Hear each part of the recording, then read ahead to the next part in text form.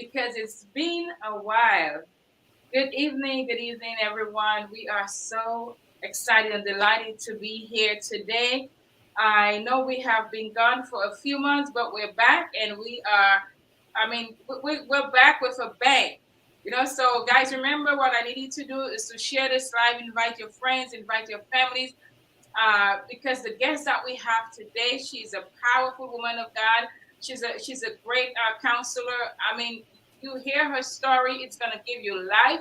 It's going to empower you and encourage you. We're talking about mental health, so I think your auntie, your uncle, your cousin, your friends, everybody needs to hear this interview tonight. So, guys, when we put on the commercial, even right now, we want you to go ahead and invite your friends, invite your cousin, and share this live. And we just want to give a shout out of greetings to, I know we have over 50 countries that usually tunes in, all the Caribbean islands, all the way to Asia and Europe, and we just Africa. We just want to say thank God for you guys, and that you will be blessed by today's interview. This is Imagine Me TV, and today I am so delighted to tell you about our guest.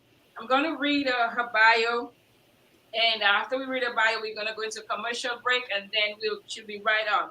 So Sophia Cannon, I won't go into a whole bio because then I want you guys to, you'll get more. She'll talk more about it. We're just going to do just a couple lines.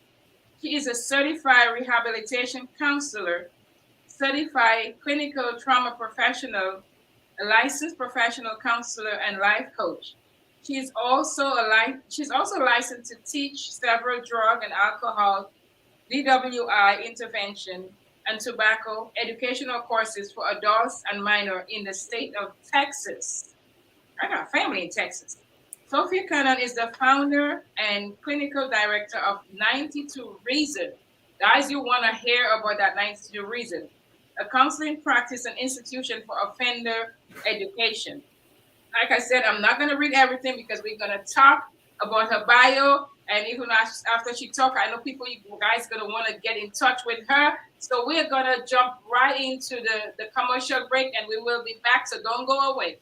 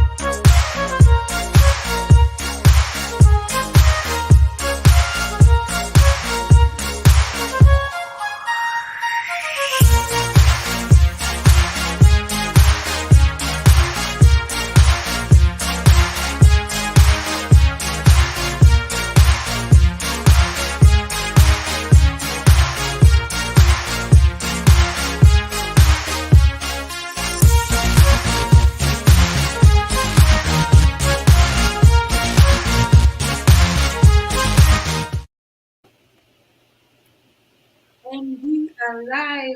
This is Imagine Me TV. I am your host, Happy Lawrence, and I am indeed happy to be here today and to be back in the land of the living. Imagine Me TV. I am going to welcome my guest, Ms. Sophia. Welcome, Sophia. How are you doing, my dear? I am good. I am good. How have you been? Oh, I've been running and running. Sometimes I feel like I'm the Energizer Bunny, just going and going and going. But that's what it's like. When you have family and you have your business, you have your church, you have different things that you have to do. You gotta keep on going, and that way we don't collect dirt. So that's me. We are blessed. Well, yeah. What time is it in Texas, though? Um, 7-Eleven. Oh, wow, 7-11. We'll be talking about 9/11. That's my number though. 11. 7 is part of my birthday as well. So it's 8 o'clock. It's 8:11 here. So we're gonna jump right in because I know we have a lot to cover. And guys, if you're just joining in, this is Imagine Me TV. We are talking about mostly about mental health because one thing I know and I recognize is that everything that happens to us, it starts in the mind. So you're gonna get some really good nuggets today. You will be empowered. You will be educated. I'm telling you, just stay tuned. Do not go anywhere. So I had the pleasure of meeting Sophia. Well, you know what? I'm gonna let her tell the story, and we'll talk about it. We've known each other like really a short time, and I feel like I've known you for months. So tell our audience about how we met and stuff like that, please. We met at the end of April at the Women of Wealth conference in the Hamptons, and we had a blast. Yes, And when we thought we had a ball for those, what, Thursday, Friday, Saturday, it yes, was the car ride home. We ended yes, up connecting where, Arthleen and her husband, we dropped them off while we were driving back to Brooklyn. And my cousin was with us, and man, we had a blast that car ride, talking about God, talking about family, talking about our businesses, and not just what we're doing now, but everything that's about to come and everything that's about to yes, bless us. It was an amazing, amazing experience for those 4 days. yes. And then we went to eat. We had a great, was it dinner, lunch? I can't remember. What was it, breakfast? Breakfast, I Breakfast, think. brunch, about Brunch. brunch. Yeah. Yeah, and it was just, I mean, I really love the fellowship. And, sometimes, you go to a place and you think that God is bringing you there for one reason. It's always good to be open because you never know how God is going to use you or bring someone into your life. So I am so happy to have met you and to met a Prophet Marina as well. And I know she's going to be on the show sometime soon.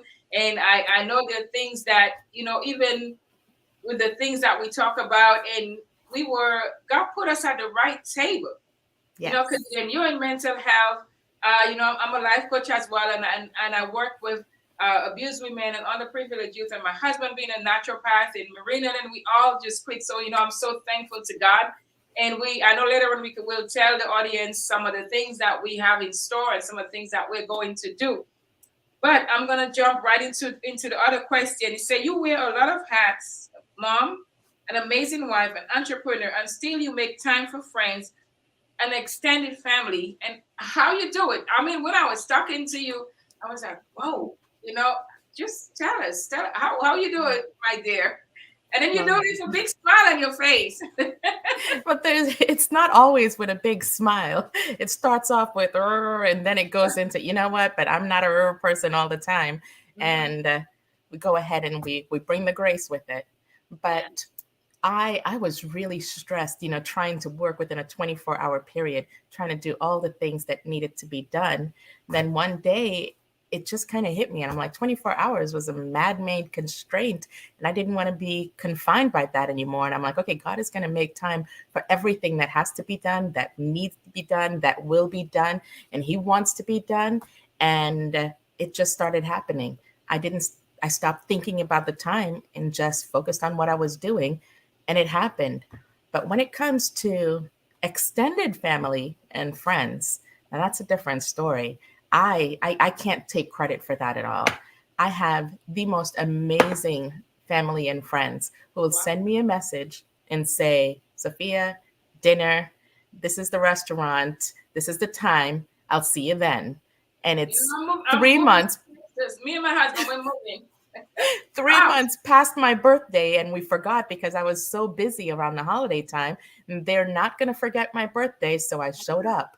It's people like that, because I get kind of wrapped up in my head helping clients and helping, everything just keeps popping up, and they don't forget me, and that's like the biggest blessing. I can't take credit for the amazing friends and family that I have.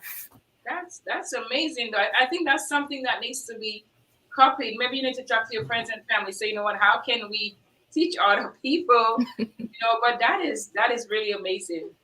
That's amazing. And it's good to have people like that in your life that can just say, "Hey, girl, let's just go get some dinner," or just talk to you, or just make you know that you matter, and Yeah. that's awesome. That's Yeah. awesome. Wow. Well, I'm glad that you're in my life too, and I know that we started a bond in the Hamptons, and God has just allowed us to continue to communicate and encourage each other, and eventually we'll be working together, supporting each other. That is what it is about. I actually have Yep. this organization that I created. It's called Their Sisters, and much people haven't heard about it yet. It's registered. It's a Their Sisters, so DANSISTAS, which means the stage is set. Take a seat, and that's what I want to create for my sisters, and not just for me to create it, but those that come and take a seat, because the stage is already set. That they will do it for another person, and that it will be a ripple effect. That Yes. iron sharpens iron, which is one of my favorite verses in the Bible. That we as women, we as sisters, can work together. We have families, we have children, we have businesses. So that is one of the things that we're gonna be doing too. So okay, so we are going right into the next question. Wow, which is a big one. September 2001, 2001. You were, we all know, I think almost everybody know, even if they were not born yet, by now, I'm sure everybody remember what they were doing. And Hmm. I remember what I was doing.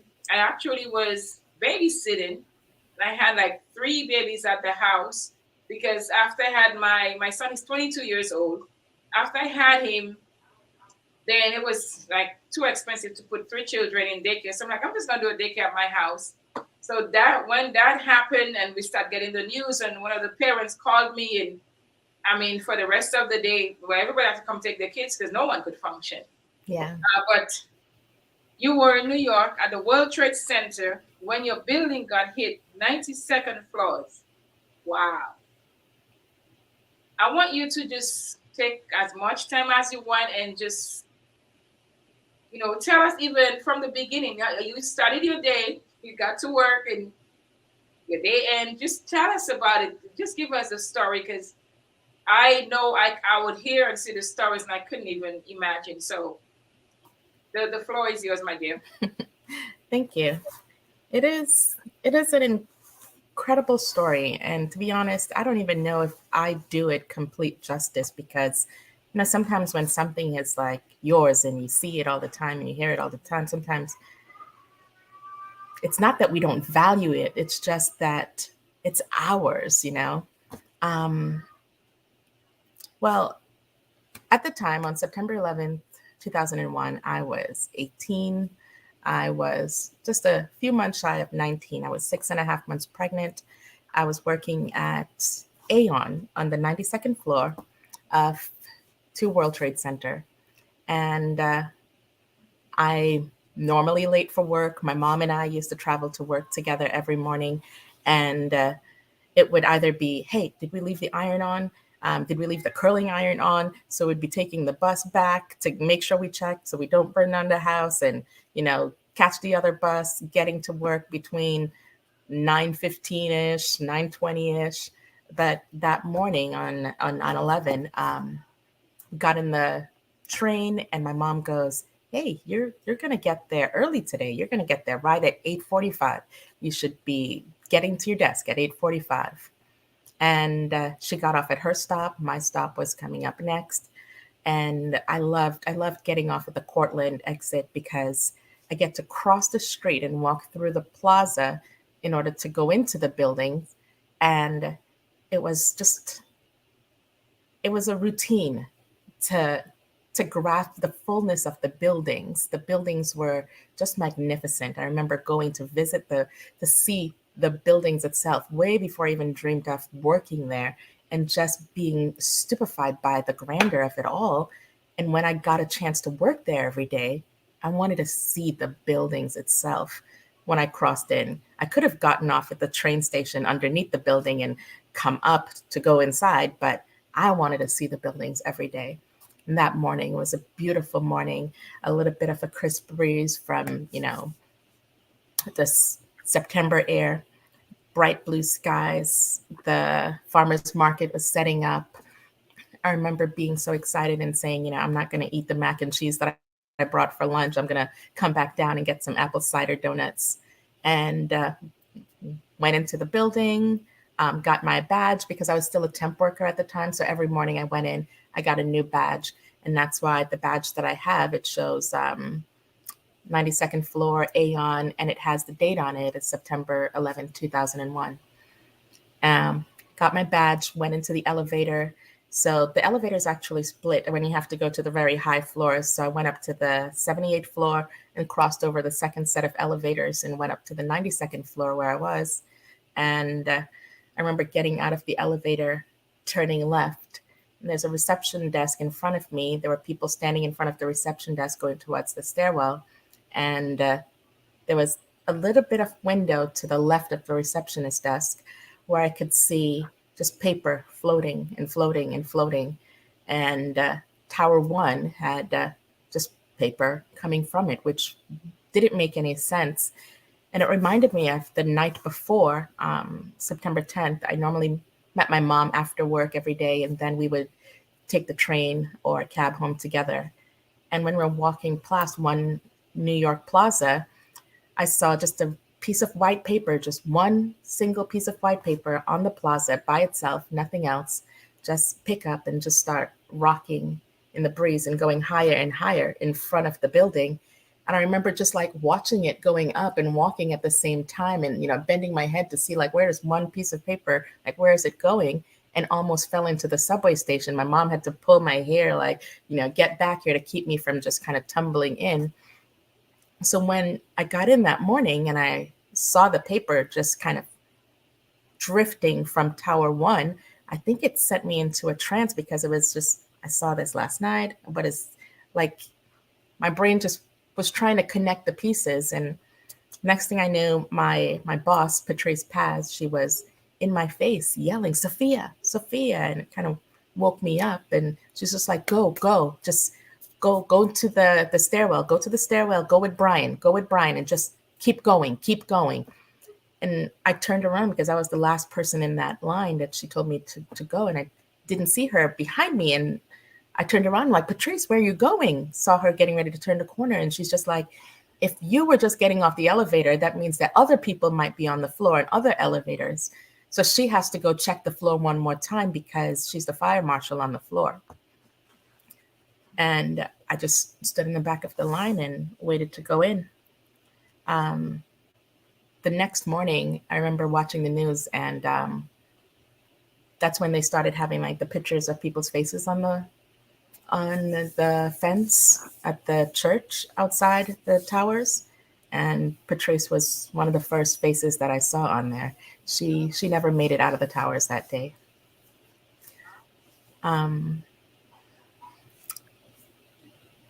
So, oh, go ahead. No, I was saying if you need a break, we can take a break. But if you want to keep going, go ahead. I'm good. Okay. I'm good. I learned a lot. I learned a lot from Patrice in a very short period of time, and there was a lot of pain. I felt a lot of guilt when it came to seeing her face the next day, knowing that she didn't survive because I felt like I was at fault for the longest time. I felt like I was at fault. If she didn't find me in that stairwell, sorry, if she didn't find me in the elevator lobby, if she didn't go back to check all of the other places, she would have been in a stairwell at the time that I was getting in a stairwell. She would have been out of the building the same way I got out of the building. But I don't know that. I don't know that to be absolutely sure because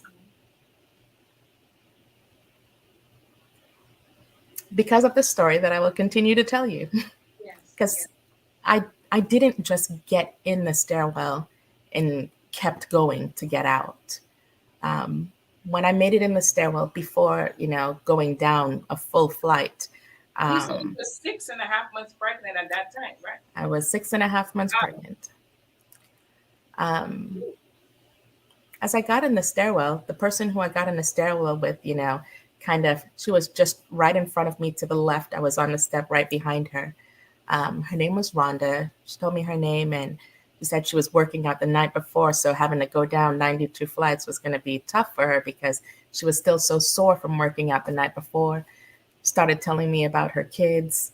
And then I told her that my mom worked a few buildings away, and she said, "No, let's stop and try to call her." So we stopped on one of the floors, and the line for the phone was extremely long. We waited for a bit, got some water. Then she said, "Let's try another floor." We went down to another floor, waited in that line. It was a little bit shorter. She said, "Let's try another one." Went down a bit again, and it was just kind of trying to find a phone, trying to find a phone. And then after a while, she was just like, "You know what? Let's just keep going. Let's just keep going. Let's not stop. Let's just keep going." But her whole premise was to call my mom to tell her, "Do not come to the building because there will be too much chaos," and she didn't want us to get separated in the chaos. And I thought that was pretty sound logic. That's why I kept stopping with her. Um, then I kept walking, and I actually found it's been a while, so I kept going back and forth on what floor was I on when the plane actually hit the building. And I found something that I was writing back in 2005, 2006, and it had it written clearly. Um, I saw the sign, I saw the number plate on the door that said 83, and then I turned and I was kept walking. And while I was walking down the stairs past 83 going, um, I I heard the plane start coming in. I heard the noise. I didn't know it was an airplane. I just heard the loud droning sound coming in. And I remember feeling like a big push and feeling like just a big push and watching the wall in front of me crack and then feeling this pull under me, like through my stomach. And then all of a sudden it felt like I was falling. And I remember, almost like when you're like swimming and you push off of the wall. I Mhm. kind of like pushed off of the step where I was and ended up jumping onto the doorway that was open. And because the step was falling from under me, but it was all just happening. It just happened so fast. It happened so fast. And so um, I landed on my chest, pulled myself up like on my knees. And, I remember going to my left and I was in like a door frame and I was watching, I was in a hallway type place. And almost every adult that was around me was screaming, "We're going to die." Literally like that. I remember seeing a lady standing up like in the middle and two guys like down, just kind of like crouched and, somebody like holding a frame almost like how earthquake. Yeah, they were acting almost like it was an earthquake because the building was just swaying. It took a bit for the building to kind of settle down because it was swaying. Things were moving. Everything where I was just kind of crumbled in. Nothing was. It's hard. Like I'm telling you, like it's a door frame, but everything was so kind of crushed in. It was hard to really say what was what.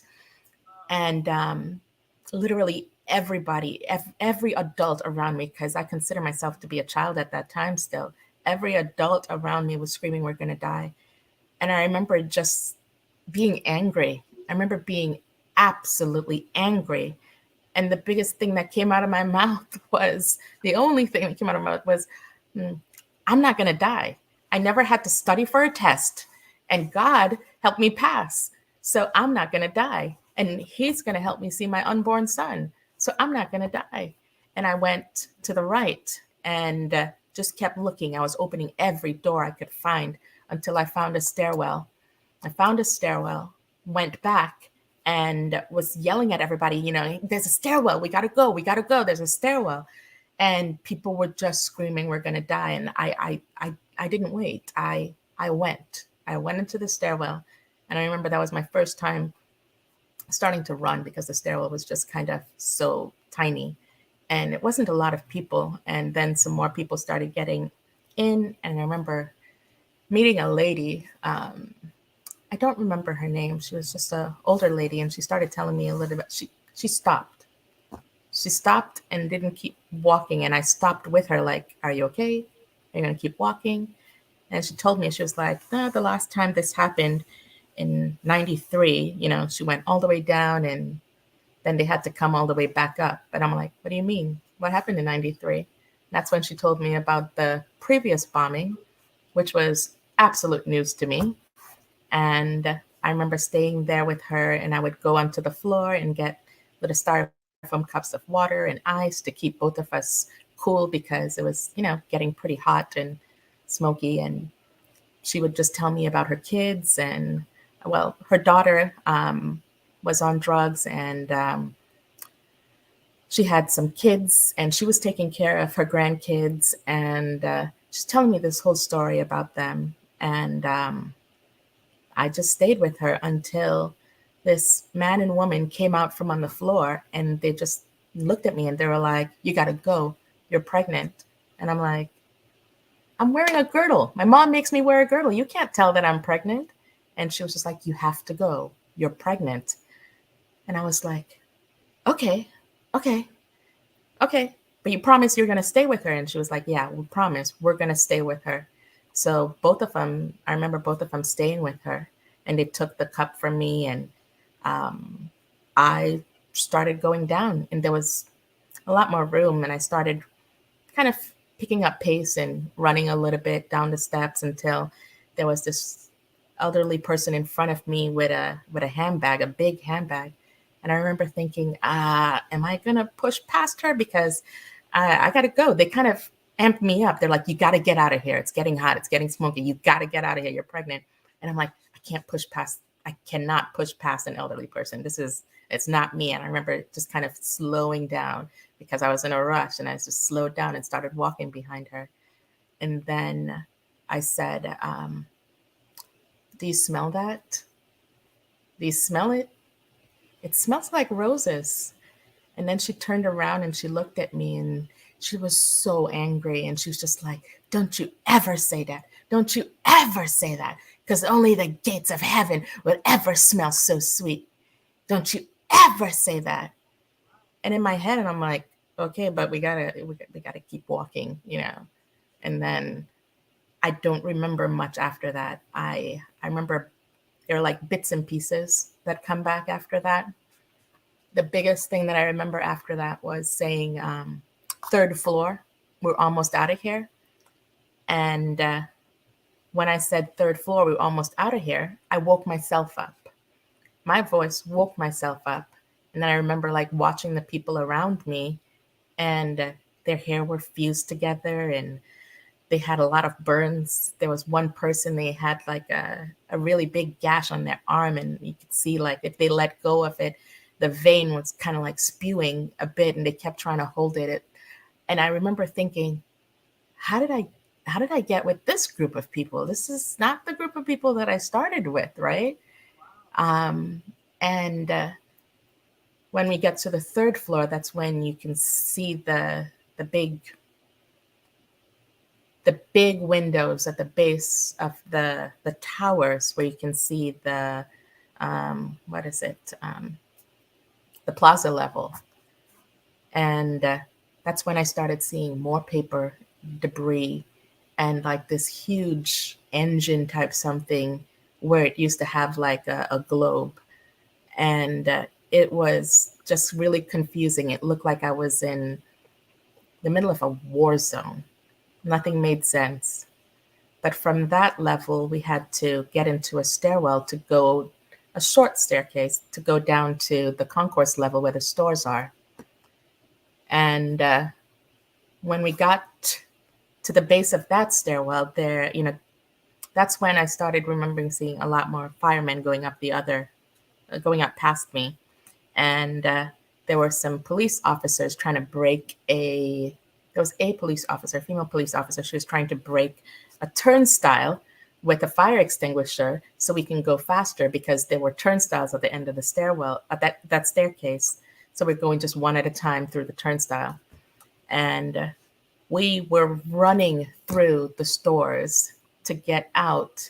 And I remember going through the stores, and then there was finally a place where the huge glass windows that went out to the street were blown out. So but there was a long line of people queuing to get out the doors to get onto, it looked like, I think it was Church Street. And I didn't want to wait in line anymore. At this point, I'm like, I gotta go, I gotta go, I gotta go.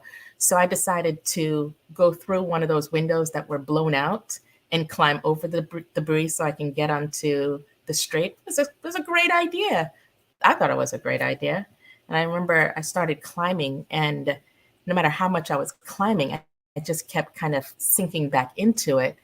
And my hands just kept going in until a police officer was pulling me, and she was just like, no, no, no, no, no, no, don't go back there, and like just screaming at me to come back and pulling me back. And that's when I realized I was trying to climb over where they were putting body parts.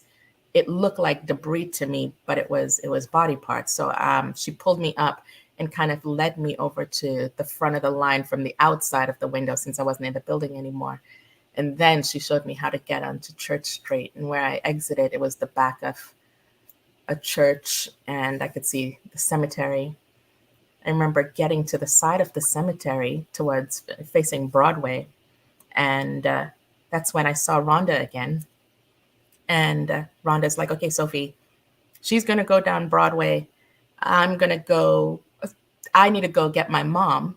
So she's like, she's going to go down Broadway. Sophie, you go straight to your mom. And that's when I turned around and I looked back at the building for the first time, and saw the flames going all the way up. And I was like, we just came from in there? Like we just came from, it's on fire. I was in there. It was hot. There was smoke. I felt the floor fall under my feet. And at no point in time did anything really tell me fire. All the fire alarms are going off. But at no point in time did it really hit me, hey, you're in a building that's burning. And I'm happy that it didn't, because, in my mind probably would have, I probably wouldn't have stopped with that lady. I probably wouldn't have been as calm as I was throughout the ordeal. Because the minute I realized there was fire, even though Rhonda told me, she's going this way down Broadway, you go that way to your mom, I went the opposite way down Broadway and started running. There were suitcases and parts of stuff and just random stuff littered everywhere. And I remember there was nobody on that going that direction, just me. And there was a police officer. He came out of the side and started running back to me. And he's like, get out of here. Get out of here. We don't know if there are bombs in any of this. Get out of here. And that just sent me into like okay, it's scarier out here. And I just started running. People tried stopping me to ask me, because they can see that I just came from in there, to see if I needed help or anything. And I just pushed past everyone to get to my mom. And I found like a little inn, like a little inn. And I just ran down those little steps, ran in, and was like, I need to borrow your phone. And they kept asking me, did you just come from the building? Did you come? I'm like, yes, I just need to borrow your phone, please. And I called my mom at her office, and she was like, Sophie, is it really you? And I'm like, yeah, Mom, it's me. She's like, is it really you? And she started to cry. I'm like, Mom, it's me. I'm coming to you. Stay where you are. Don't come to me. And hung up the phone and just kept running. I went there every day. And just that day, I just kept getting in circles, and I just couldn't find the Wall Street Bull. I couldn't find the bull. I used to walk to the bull, turn left, and it was an easy walk to get to my mom's. And I just couldn't find the bull. I don't know how I made it to my mom's, but I eventually made it to her. And as soon as I sat down on the security guard's chair, because the security guards are accustomed to seeing me every day. So as soon as they saw me approaching, they already called my mom to let her know that I was coming. And as soon as I sat down, she was just like, you're safe. It's fine. And she went to the elevator because she knew my mom was already coming down. And I thought my water broke, but I guess from all of the stress, I guess I just peed everything out on her chair. And I was like, I am so sorry. I am so sorry. I think my water broke on your chair. And she goes, it's okay. Don't worry about it. It's okay. And my mom and her whole team of coworkers forced me onto this elevator because I just came out of this building. And I'm like, no, I'm not getting in an elevator. I'm not getting an elevator because I heard all of these explosions and I knew it was elevators exploding. Like, I'm not getting an elevator. But they kind of surrounded me, took me in the elevator, carried me up to her floor. And as soon as I sat down, we just heard this loud roar, and then everything went black. And somebody screamed that they were bombing buildings around us. What do? Try to get me in an elevator again. I'm like, if they're bombing buildings, the last thing you do is get in the elevator. We need to get back in the staircase. But they crowd me, held me, and carried me in the elevator. And as soon as we got down to the main floor, my dad was there in the lobby. He just happened to get the very last train coming out of Midtown to Lower Manhattan and met us at her job. Then we went to the back of her building on Water Street, got onto the Brooklyn Bridge. I remember getting onto the curve of the Brooklyn Bridge and looking back and saying, Mom, my tower is gone. The building that I was in is gone. And she's like, a whole building can't just disappear. It has to be there somewhere. You just can't see it. But a whole building can't just disappear. And we're like arguing. And I'm like, look, Mom, look, the building is not there. You can't see it. And while I'm trying to show her that the building is not there, we start to see Tower 1 just crumbling. And I remember everyone just stopping, and it's just like, you can't believe what you're seeing. And then you see the dust just coming towards us, and I started to run.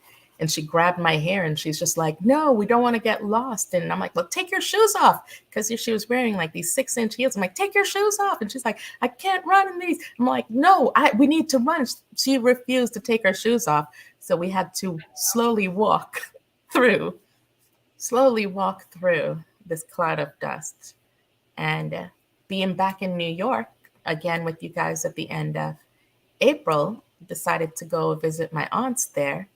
And we just happened to be driving, onto the Brooklyn Bridge.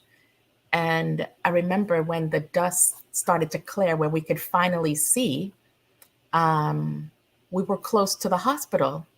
And we're driving across the bridge a few weeks ago with my aunt. And I'm like, the hospital should be right here. She goes, oh, no, the hospital is like a few blocks down. I'm like, what do you mean? Because we couldn't see anything, until we got off the bridge. And the hospital was like one of the first things we could see. And then it hit me. It's like the dust was so thick that it just went for a while, even past the bridge, that we couldn't see through any of that. I couldn't gauge the distance of anything. I felt like the bridge was very long, which it is, but we just couldn't see what was around us until we got to very close to the hospital. Now, my sisters, I have 2 sisters who were in Midtown and another sister who was on 96th Street. Before my dad got onto the train, he called my uncle and he was just like, hey, Sophie's in that building. He's going to try and get, to downtown and, make sure my mom's okay, make sure everything's okay down there. And my uncle, like, he didn't even mention anything to my uncle.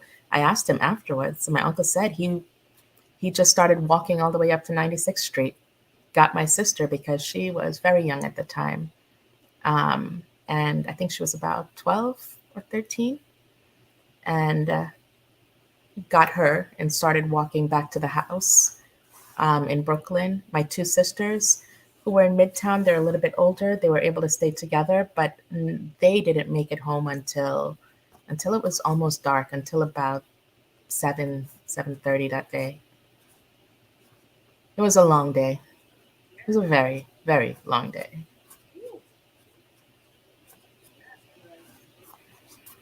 Okay.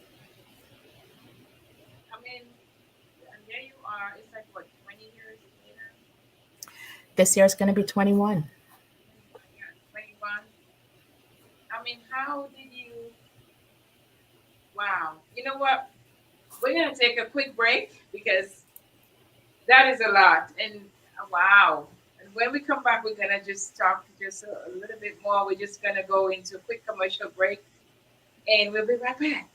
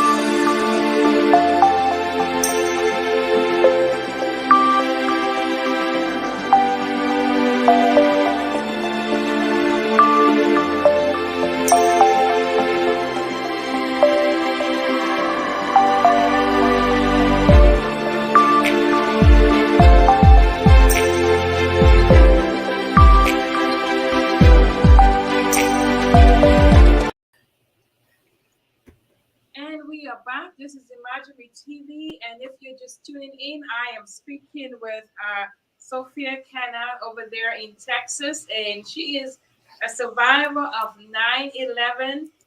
What 21 years ago, and we just, if you guys did not hear this story, you have to go back and watch it. It will be available on Roku, on Amazon Fire TV, YouTube.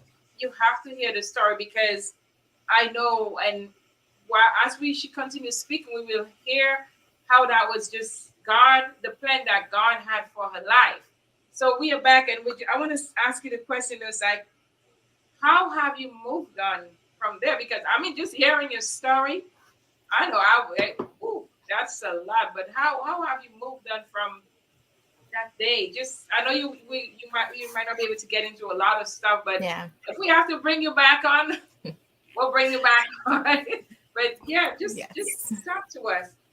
Well, it took a long time. It took a very long time. There were times where I felt like, I did good.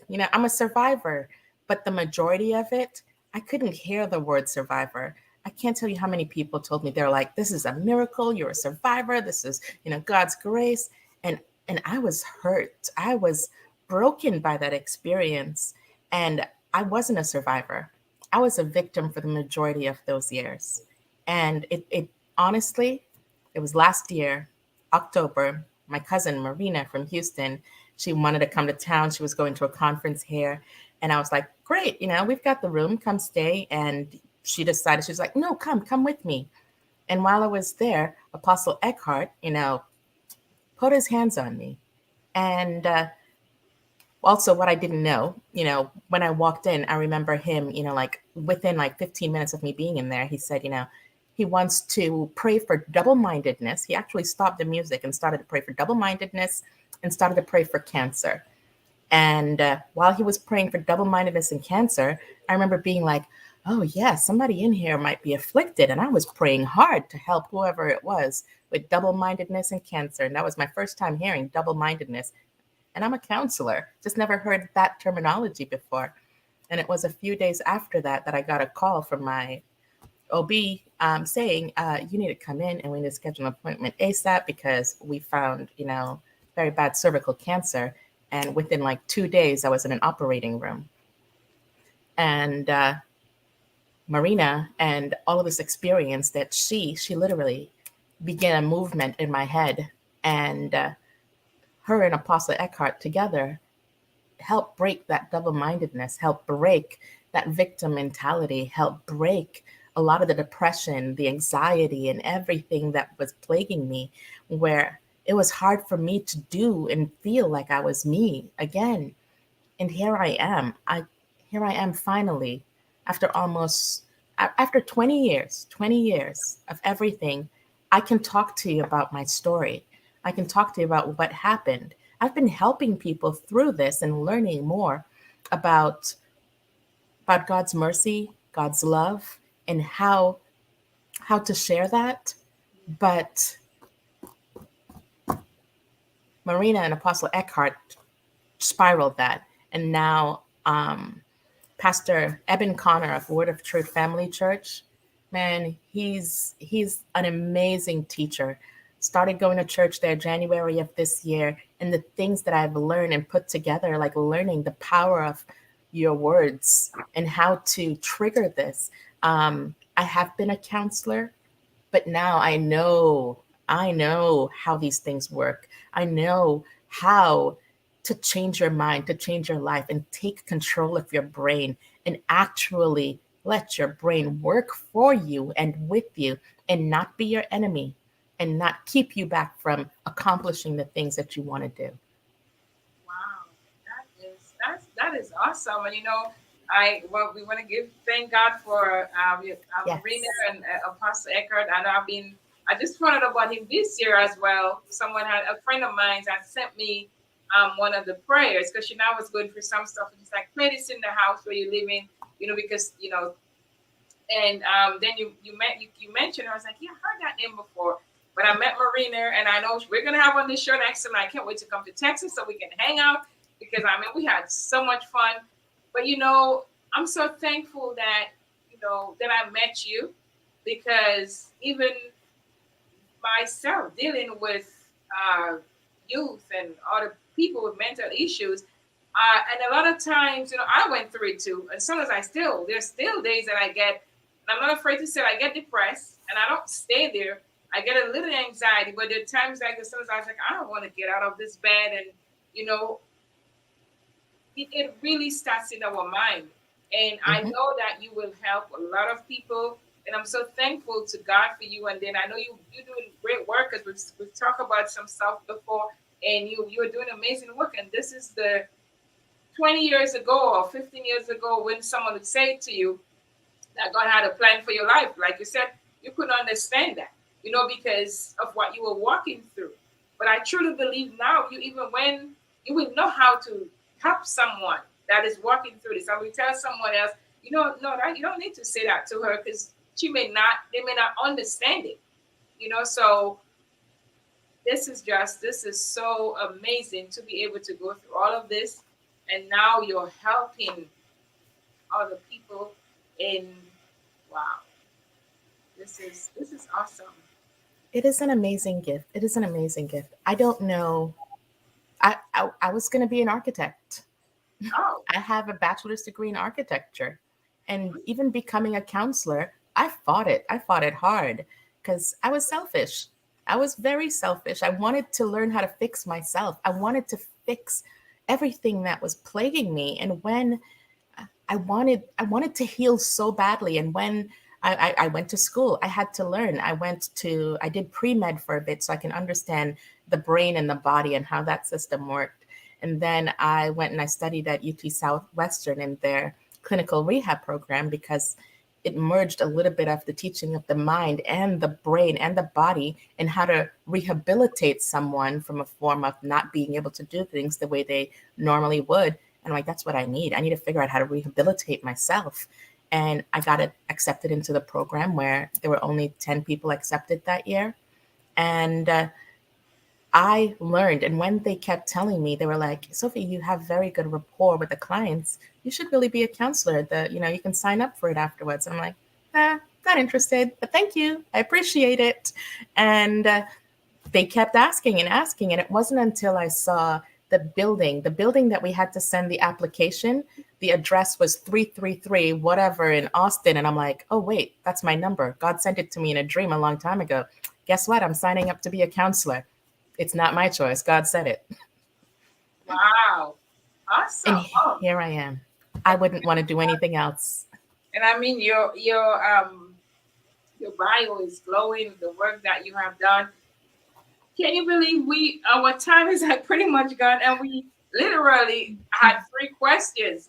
So I know our viewers are gonna want you to come back.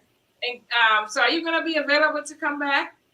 I am available. I am available. Because I mean, the questions that we have on there, I know, because just like the two of us kind of came together, God, I always allow God to download the questions in my mind. And as soon as I ask the guests as well for questions, that what our audience needs to know, what they need help with, and some of the questions that on there, I know it's going to help people. And seeing that May is Mental Health Awareness Month, that's why we want to focus on that. So, guys, we will finish the show next week, and we'll talk more about that. And I'm putting you on the spot, so if not, we can work something out. But we have, I mean, the questions that are on there, we really have to get through it. And I mean, my sister, I thank God for you, because I know you're going to help so many people, not even just in the ministry, but even in the business world, because so many people are mentally bound, and a lot of them cannot do stuff just because of how they feel mentally. And I know that with what you're doing and giving people education, and um, we're gonna be able to help them.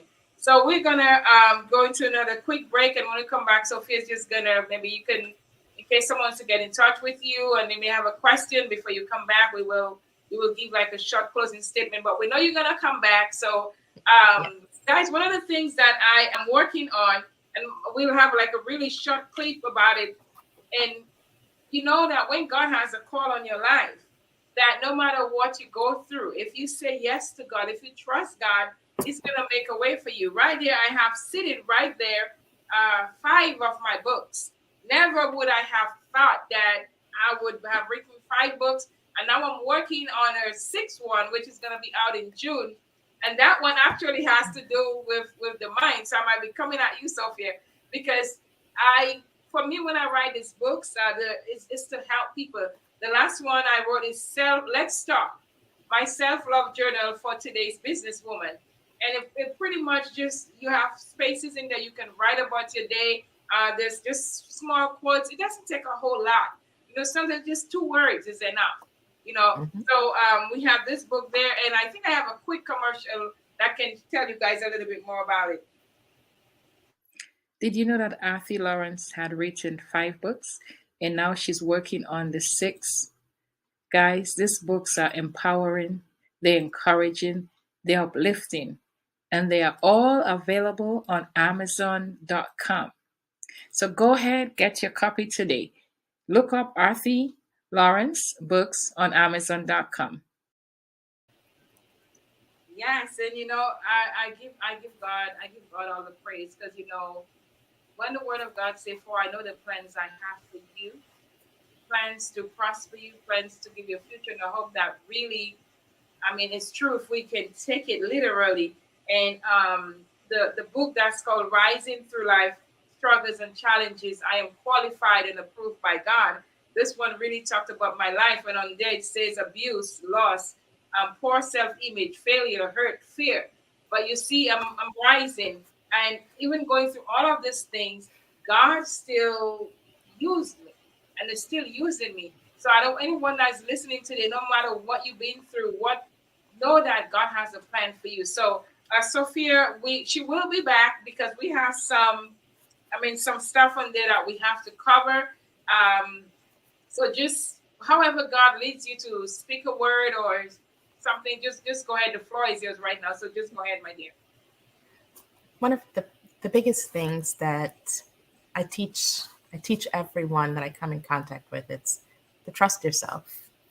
One of the hardest thing that I had, the hardest struggle that I had to go through was learning how to trust myself, learning how to listen to myself, learning how to trust my ability to talk directly to God, to to hear him, to know my direction, to know my purpose. And when I was able to stop and listen to myself and trust myself, that's when I was able to find the biggest and the most powerful clarity and direction and mental freedom. So trust yourself. If there's something that you need, if you're hurting, trust trust yourself.